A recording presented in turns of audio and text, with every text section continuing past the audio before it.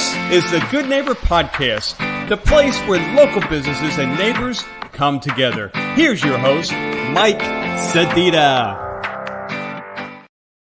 Hello out there. Welcome to the Good Neighbor Podcast. My name is Mike Sedita. This is episode 80, and we are excited to be joined by the CEO of Home Love Construction, Brad Bachelin. Brad, how are you doing today? I'm great, Mike. How are you, buddy? I am, you know what? I'm dragging a little bit, to be honest with you, but we don't like to break down the fourth wall. This isn't a Deadpool movie. It could be like 3 p.m. It could be 6 a.m. Either way, I'm dragging. It doesn't matter what time of day it is right now, but I'm glad to have you on. I appreciate you signing up and coming in to talk to us a little bit about what you have going on with Home Love Construction. So you know a little bit about the Good Neighbor Podcast and kind of get you up to speed. Back in 2020, during COVID, a guy by the name of Charlie McDermott in Southwest Florida decided, look, I got to find a way during social distancing to let business owners, let people know what they're doing, to let entrepreneurs listen to other entrepreneurs so they kind of understand what's happening, and let like charities and philanthropic groups get their message out to the community. The Good Neighbor Podcast was born. And now 3 years later, it's incredible. We are a national podcast. We have podcasts in Southwest Florida, here in Tampa, up to Atlanta, in Virginia, all over the place. And I'm lucky enough here in Tampa to be the guy who gets to talk to business owners like you and find out what makes you tick. So with that being said, tell us briefly a little bit about Home Love Construction. What do you guys do? Where you're at? You know, what's your focal point?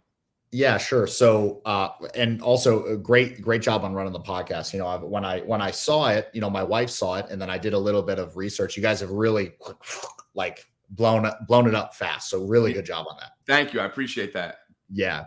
So what we do at Home Love Construction is we do renovations and custom builds of homes. I mean, it kind of says it in the name, like Home Love. We are a residential contractor, and with a really, really high emphasis on custom renovations. And we do a lot of the stuff that other people don't want to do, like really complicated renovations to old homes that are really complex and require a lot of coordination. We're like what I'd like to think of as like a really smart contractor. Like we're really good at taking things and putting them together and making it all go as smooth as it can go in construction. So with that being said, is the majority of what you guys do, like for example, I'll use one of the communities I do business in is Corey Lake. Okay. Corey Lake Isles is in New Tampa. It's an older community built it started in the mid 90s, early 90s. Are you kind of like, hey, look, here's a home that's been here for 30 years. It needs upgrades across the board. Mm-hmm. We're going to go in and make this 1994 home a 2023 home. Yeah. Is that part of it? Or is it also people that say to you, hey, I just bought a piece of land in Spring Hill. I want to build on 2 acres, or is it a combination of all that? Yeah, so it's both. It's really both. We've gotten so many. There are so many people moving here, but like 3 years ago, we didn't like building new wasn't even really a thing for us. We were mostly doing the renovations, right? And in the last 3 years, that has just exploded with people moving into the state, wanting to buy land, not wanting to have to deal with an existing home, like you said, that's from 1994. You got to gut it out anyways. Or an HOA. And the HOA dealing with, exactly. Yeah. So both.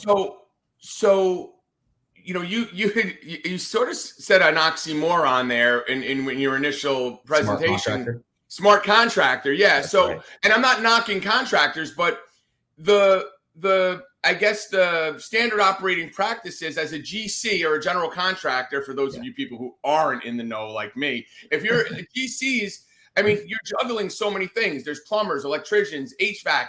There's all these people that have their hands in a project, and having a good project manager that really knows the steps and the process and how to get things done is important. But you guys have other factors that really can mitigate the result. I mean, like, look, we're in Tampa from June 1st until this coming Wednesday, and beyond is hurricane season. So you could be on a job working, making all the right progress, and all of a sudden there's weather issues and all that stuff, and then delays with production. How do you guys offset some of that to be the smart contractor? Yeah. Well, I mean, all of it, there's like a very simple principle in contracting, and it's if you're trying to do it at the last minute, you should have done it 3 months ago. Like if it's a problem now, it's because you didn't handle it 3 months ago. So we have a whole department of our business that is just thinking about the future. Like, okay, what do we need to have lined up in 2 months, 3 months, 4 months? Like we have projects where we sign a contract, we've gone into permitting, and within 6 weeks of signing the contract, we know everybody who's doing everything through the whole end of the project. It's really all about just being able to look forward and predict what's going to be needed. And we, have a simple system that we do that through. And it's really comes down to that. And then on the mitigating factors for, pushing timelines out, I've actually found that a lot of our clients are very understanding of the uncontrollables, the weather, the material delays, the COVID, all that kind of stuff. That actually, most of our clients are very chill about that. It's if we didn't think ahead and we dropped the ball on something we should have known, then they come and smack us. And that's understandable. I mean, that's kind of reasonable. If you're a homeowner, you're investing all this money and you hire a company, that's reasonable. So you guys are just you're proactive. Your proactivity is what's the thing that keeps you ahead of the curve. Absolutely. So let me ask you this, like right now, how many crews do you run? Are you like, I mean, you're not a Pulte, you're not, this, turn them and burn them type of place. Yeah. How many crews are you working? How many homes do you build or restore like in a given month? Sure. So we use all subcontractors. So we've got like right now we have, I think we have about 15 open projects. Wow. We have another probably like 6 or 7 that we just got a permit on that are ready to go. And then we have a pipeline of about another 15 or 20 more that are in basically like they need to go in for permitting or they're in permitting and we're waiting on it. So we always have a pool of 40 to 50 projects ongoing. Most of them are, just for reference, most of them are whole home renovations or custom home builds. Most of our projects are 6 figures and up, just for reference. Okay. So everything subs.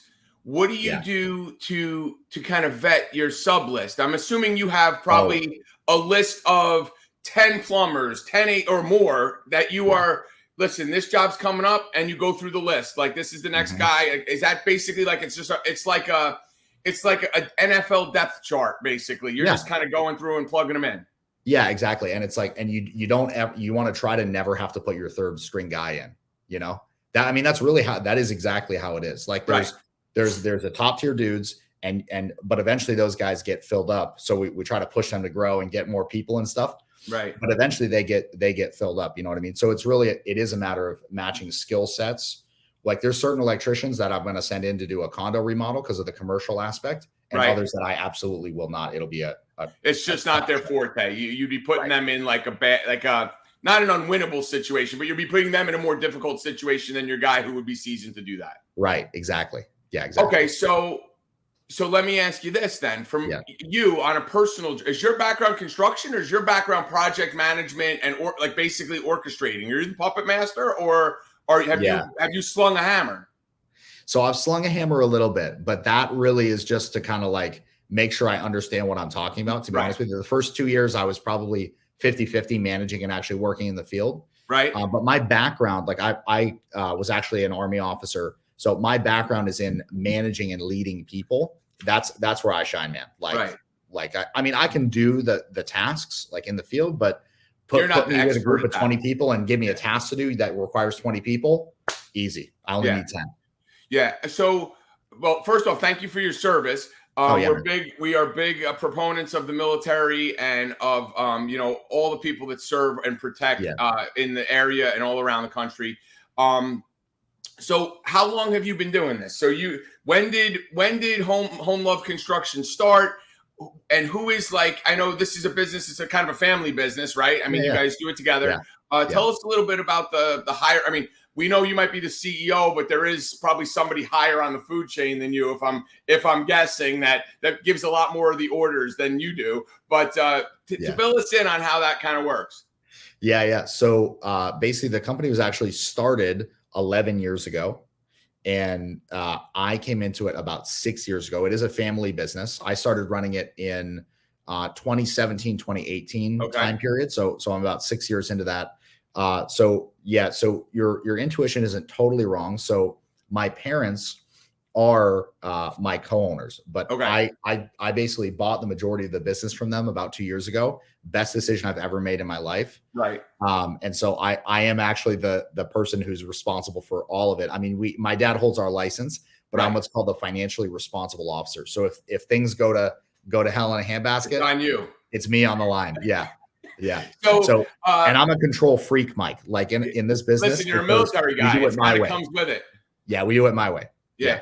So listen, people will see this on our YouTube channel. They're going to hear it though on the Good Neighbor podcast page. But you look like a young guy. I mean, can I ask, how old of a CEO are you?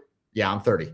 30. So your dad can't be that old. So is your dad? I mean, your dad's probably freaking my age, which pisses me off. He's mid-50s. Yeah. Okay. So is he kind of just like, yeah, you know what, Brad, you go take care of it. I'm going to play golf, or he's out riding his Harley, or he's vacationing, or is he behind the scenes saying you, hey, maybe do a little bit of this or do a little bit of that, but you have the control over it? What's the dynamic there?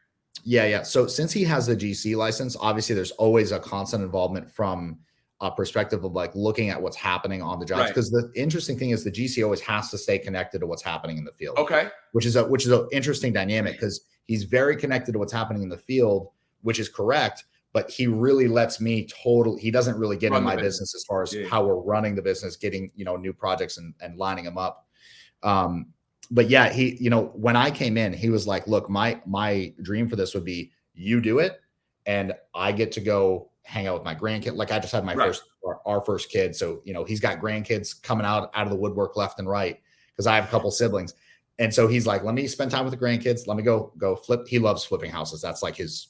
Okay. So that's where he can still do that on the side and have his outlet to do what he wants to do. Exactly. So, so a couple things from that. So you have siblings, brothers, sisters? I have one older stepsister and 2 younger biological sisters. So I grew up with 2 younger sisters. Okay. So are they involved with the business at all, or they kind of do their own thing? They're just not involved, have no interest. Not at all. Yeah. And then from a grandkid perspective, you have one for your dad? Yeah, I have one daughter, 10 months old. Her name is Penelope. Oh, very cute name, and 10 months.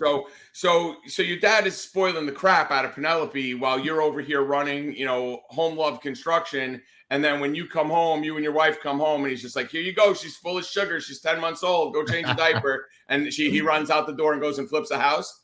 I mean, we try to limit the, he still has a decent amount to do during the week. So it's more on the weekends. Okay. But yeah, you kind of, what's funny though, is my parents are awesome grandparents. Like what they do, they actually help us.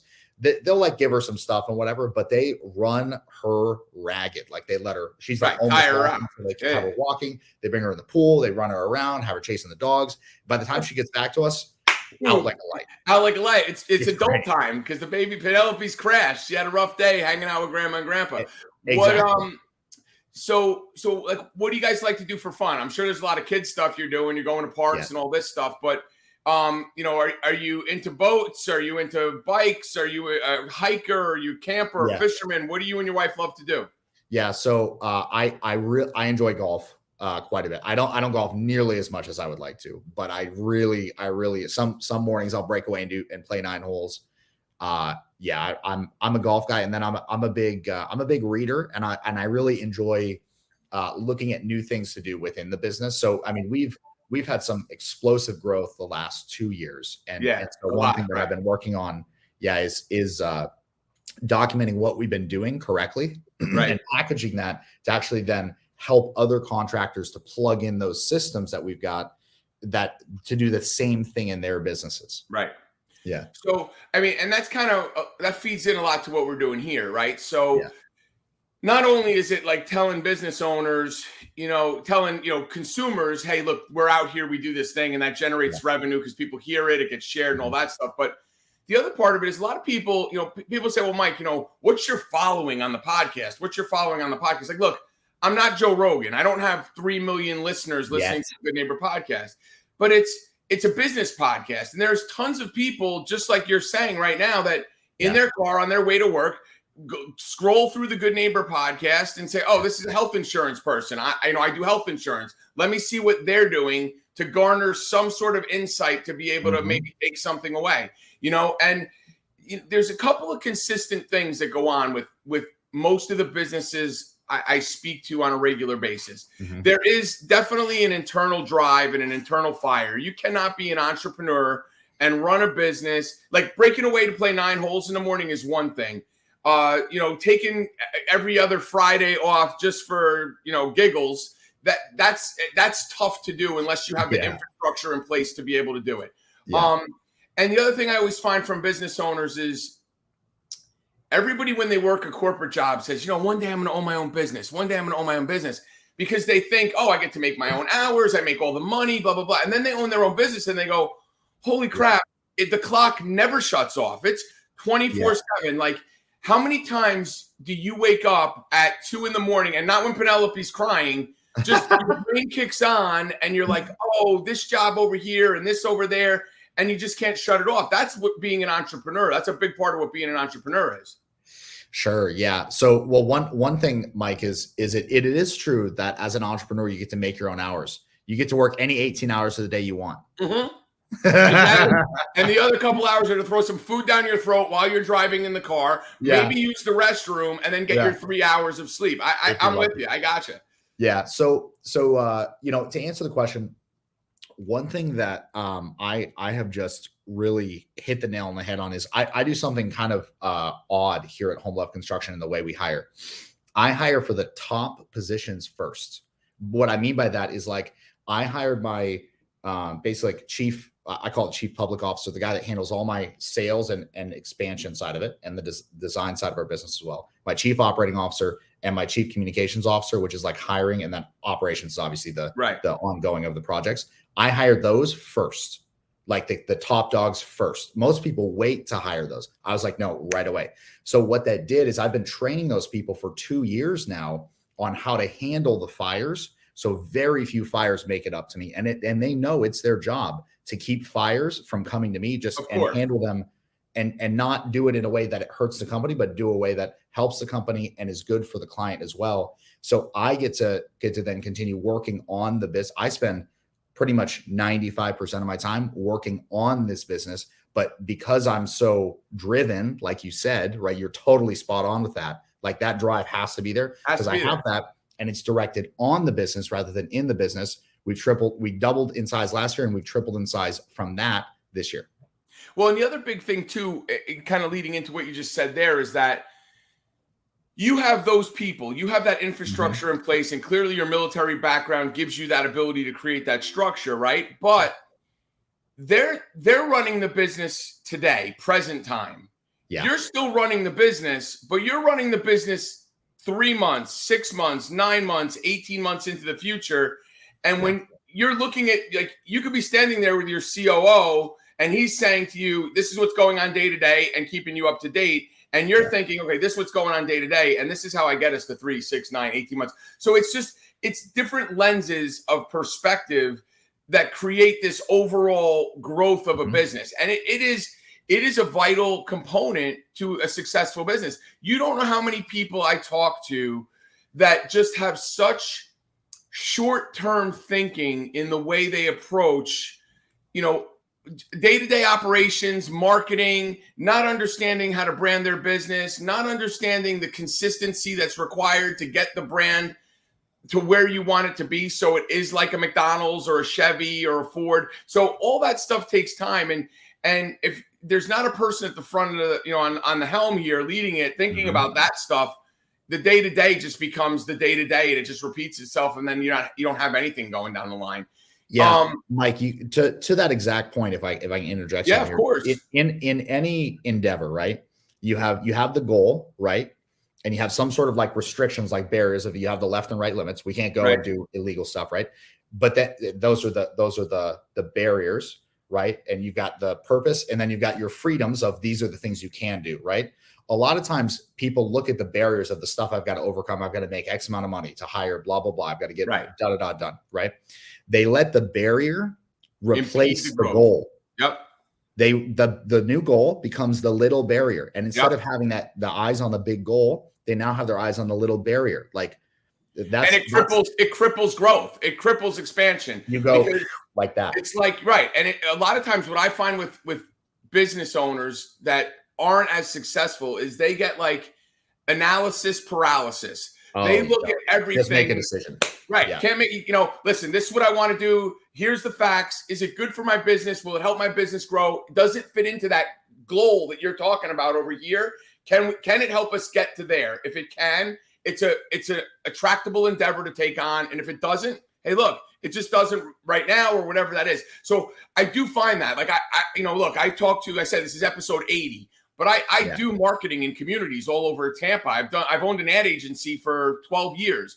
I talk to business owners, and you can see the distinct difference between people that understand it and understand what their goals are versus people who are just operating a business, for lack of a better term, by the seat of their pants and going with stuff that they don't, this might work, that might work, etc. So having that person on the helm kind of guiding the ship and navigating it through down the road, huge differentiator. So let me ask you this. So, has there been a time in your career, I mean, you're in the military, so I'm sure there's some of this, but have you run into like a hardship or something that's happened to you where you're like, crap, like, I don't know how I'm going to get through this? And what did you do to be able to turn it around and come out the other side and make it into a success? Dude. So what's funny is I had something 2.5 years ago, right before the company was kind of flat for 3 or 4 years that I was running it. And I was like, little incremental growth, but I was like, man, I should be exploding this thing. What's happening? And so I'm like, okay, I'm going to do it. And so I get into this business deal with this guy, right? Where basically we team up. My business is going to be the marketing and sales engine, and he's going to be the delivery engine. And so we figure out all our deal, And so part of our financial deal was we signed a big legal agreement, right? And we're going to forward deposit in order to keep us safe, because I get all my agreements in writing. Great pro tip for business owners: get your agreements in writing. 100%. That said, even if it's your best friend that you've known since you're 6 years old, or your brother or cousin or sister, have an agreement in place in writing as well. Yeah, most people say, "Oh, we did it verbally in writing." Yeah, it was a handshake deal. Yeah. Handshake deals turn into middle finger deals. That's kind of how it works. That's true. Wow, I'm going to steal that. Yeah. So take it and run with it, my friend. So we start like doing the thing. We're selling jobs. We got deposits going over to him, and then all of a sudden, full Iron Curtain stops talking to us. Won't answer. Like literally, like won't let me into his office to like find out what's going on. This guy winds up basically, he's gonna blow your mind. This guy has $250,000 of our clients' money, right? And we have projects where we're the contractor. We sign the deal. We have to deliver, or we get destroyed. Like not even like publicly, like in the court system, we'll get railed. Right. So basically, we wind up saying, okay, whatever, we're done with that guy. Obviously, and all this crazy stuff was happening with him. There was no money there. He spent it all on something crazy. Okay. So we had to come out of the hole $250,000. We basically figured out how to get every single job done. 3 months ago, we finished the last one. Good for you.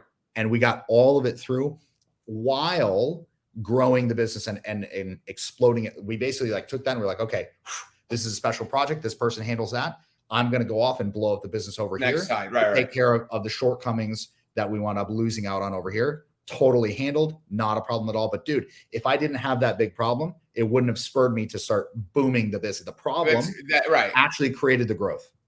So now, the last one was 3 months ago. So you have to, in your head, from talking to you, I'm sure about 9 months ago, you were saying, all right, we're about 6 months away from this hole being completely filled in. Yeah. And now all this other growth we have going on over here, we're not impeded by, we're not being dragged back by all this stuff we have to make up. So you have to have projections right now where you're looking at, like these 40 plus projects that are in the pipeline. Now there's nothing where you're offsetting it and taking revenue out to offset other stuff.